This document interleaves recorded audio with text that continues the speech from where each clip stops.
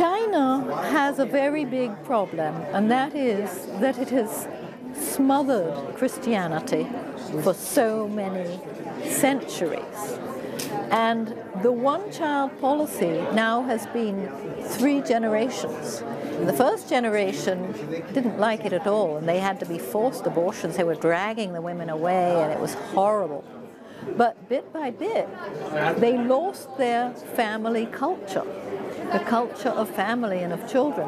They have this what they call the phenomenon of the little emperors, where each child has 2 parents and 4 grandparents, and he's the only recipient of all the attention and gifts and everything and expectations. Those young people of today are not going to want to have children. And some will because, oops, they had a girl, so they'll have a boy maybe. But the Chinese have lost the will to have children. Children used to be their riches. Children was their future. That has been eradicated over 3 generations. So I don't think the Chinese government is going to get a demographic boost.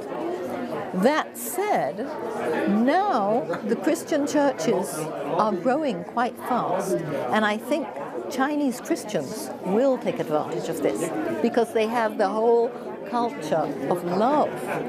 And I think China is going to go through a horrible time of so many old people, and they're going to start using euthanasia. They're going to have to get rid of them all because they're not going to be able to support it. They're going to have a demographic decline that's going to be extremely, as soon as the people who were young in the 60s and couldn't have more than 1 child become 75 and 80, it's going to be very sudden. China is going to be tremendously shrunk. And then there are going to be these Christian families which are going to blossom. So I think this is good news for the Christians in China who are going to be able to have at least 2 children. Let's hope they make it 3 and 4 as soon as possible.